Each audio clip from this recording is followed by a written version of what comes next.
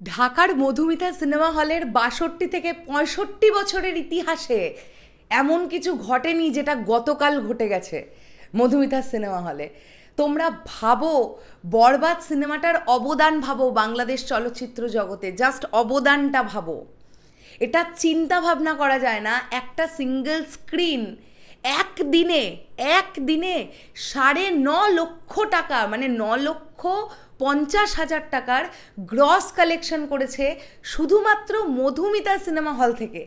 আমরা যে কথায় কথায় বলি না, মধুমিতার মাটি শাকিব খানের ঘাঁটি, মধুমিতার মাটি সাকিবিয়ানদের ঘাঁটি। গতকাল সাকিবিয়ানরা তথা বাংলা সিনেপ্রেমী মানুষেরা আবার কোথাও গিয়ে প্রমাণ করে দিয়েছে যে একদিনে একটা সিনেমা হলকে ৯.৫ লাখ টাকার গ্রস কালেকশন দেওয়া যেতে পারে। আমার মনে হয় এই যে মধুমিতার সিনেমা হলের হল মালিক চিন্তাভাবনা করছিলেন না যে মধুমিতা ভেঙে ফেলা হবে, আমার মনে হয় বরবাদের পরে তার এই যে চিন্তাটা তার মাথা থেকে একেবারে উধাও হয়ে গেছে।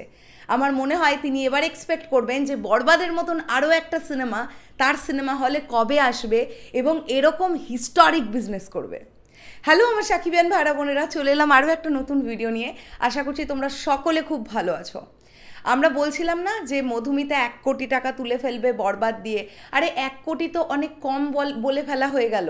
প্রথম ১২ দিনেই যদি ৯৪ লক্ষ টাকা গ্রস কালেকশন তুলে ফেলতে পারে তাহলে এখনও তো দিন পড়েই আছে। আমার তো মনে হয় না মধুমিতা সিনেমা হল থেকে বরবাদ নামবে, ইম্পসিবল ব্যাপার। আমার তো মনে হয় না। যে পরিমাণ দর্শকের চাপ, যে পরিমাণ ভিড়, বাপরে বাপ, কোন শোয়ের কথা বলবো? সকালের শো, দুপুরের শো, বিকেলের শো, রাতের শো, কোন শোয়ের কথা বলবো? কাতারে কাতারে লোক ঢুকছে, মানে হাজারো হাজারো লোক দাঁড়িয়ে আছে যারা টিকিট পাচ্ছে না, পরের শোয়ের জন্য ওয়েট করছে। গতকালও মধুমিতাতে আমরা সেম চিত্র দেখতে পেয়েছি। সেম চিত্র দেখতে না পেলে ৯.৫ লাখ টাকার গ্রস কালেকশন হয়, তোমরা নিজেরাই বলো না, যেটা মধুমিতা সিনেমা হলের ইতিহাসে প্রথমবার। একদিনের সর্বোচ্চ আয় গতকাল বরবাদের ১২তম দিনে মধুমিতা তার সিনেমা হল ক্যারিয়ারের সবচেয়ে বেশি অ্যামাউন্টের বিজনেসটা গতকাল দেখেছে, যেটা আনবিলিভেবল বিষয়। সিরিয়াসলি ভাবতে পারা যাচ্ছে না যে কী লেভেলের ক্রেজ বরবাদের।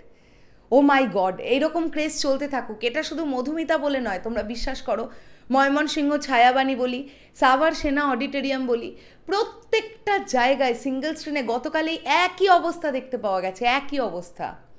গাজীপুর উল্কা সিনেমা হলের কথা বলি, আচ্ছা রাজতিলক সিনেমা হলের কথা বলি, কুলিয়াচর রাজ সিনেমা হলের কথা বলি, আরও তো কত সিঙ্গেল স্ক্রিনের নাম আমি ইতিমধ্যে মনে করতে পারছি না। প্রত্যেকটা সিঙ্গেল স্ক্রিনে একই সিচুয়েশন গেছে গতকাল। তো এটা একটা বাংলাদেশ চলচ্চিত্র জগতের যদি একটা ইতিহাস হয় ঢাকার ঐতিহ্যবাহী মধুমিতা সিনেমা হল, তাহলে গতকাল বরবাদের এই কালেকশনটা মধুমিতা সিনেমা হলের জন্যেও বাংলাদেশ চলচ্চিত্র জগতের একটা বড় নজির হয়ে থাকবে, এটা কোথাও গিয়ে মনে করি। দেখা যাক আজকে মধুমিতাতে কীরকম বিজনেস হয় মুক্তির ১৩তম দিনে। তোমাদের কি মনে হচ্ছে আজকে কি গতকালের চাইতেও বেটার কালেকশন আসতে চলেছে? গতকালের ৯.৫ লাখ টাকার কালেকশনটা কি আজকে ব্রেক করে দেবে মধুমিতা ১৩তম দিনে, বরবাদের ১৩তম দিনে? কি মনে হচ্ছে সেটা কমেন্ট করে জানাও। আসছি আবার খুব শিগগিরই নতুন কোনো ভিডিও নিয়ে। তাহলে এখনের জন্যে টাটা।